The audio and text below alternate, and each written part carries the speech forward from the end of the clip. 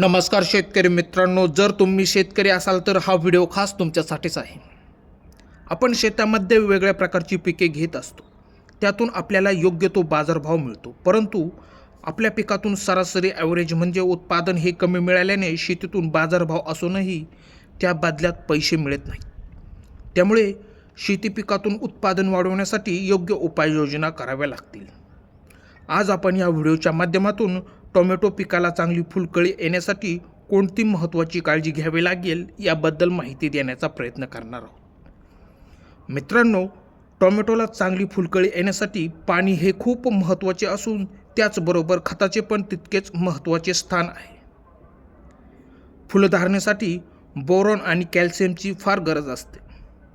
त्यामुळे 30 आणि 45 दिवसांनी borax 10 gram plus calcium nitrate 50 gram प्रति 15 लिटर पाण्यात मिसळून फवारणी करून घेणे, जेणेकरून फुलकळी चांगली लागून फुले गळण्याचे प्रमाण हे फार कमी होईल.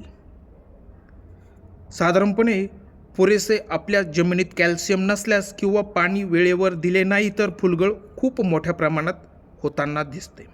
त्यामुळे मातीमध्ये तुम्ही कंपोस्ट वापरू शकता किंवा कॅल्शियम नायट्रेट, जिप्सम, अंड्याची साल वापरून कॅल्शियम वाढवण्यास मदत करून फुलांना पोषक असे वातावरण तयार करून देऊ शकता. मित्रांनो, एक लक्षात ठेवा, मी वारंवार सांगतोय, जास्त नत्र म्हणजे नायट्रोजनचा वापर करू नका, कारण त्यामुळे झाडांची म्हणजेच पालेभाज्यांची वाढ होते आणि पाने ही लसलसीत होऊन ती ठिसूळ बनतात. त्यामुळे तुमच्या पिकांमध्ये किडींचा जास्त प्रमाणात प्रादुर्भाव होऊ शकतो. त्यामुळे फुले व फळे कमी लागतात. त्यामुळे तुम्ही NPK, नत्र, स्फुरद, पालाश यांचा वापर सहज करू शकता. त्यानंतर खूप महत्त्वाचे म्हणजे माती ओली राहील याची काळजी घ्यावी, पण जास्त पण पाणी झाडाला द्यायला नको. पाणी कमी जास्त झाल्यास फुलगळ होताना दिसते. जर जास्त उष्णता असेल तर फुले गळू शकतात.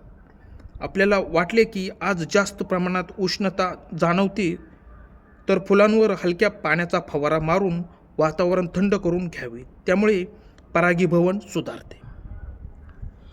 टोमॅटोच्या फुलांसाठी दररोज किमान 8 तास सूर्यप्रकाश हा मिळायलाच हवा, जेणेकरून झाडांची वाढ जोमाने होईल आणि झाड निरोगी राहील. त्यानंतर खूप महत्त्वाचे म्हणजे किडी व बुरशीमुळे ही फुलगळ होऊ शकते, तेव्हा ते पण तुम्ही लक्षात घ्या. त्याचबरोबर वेळोवेळी फवारणी करणे खूप गरजेचे असते.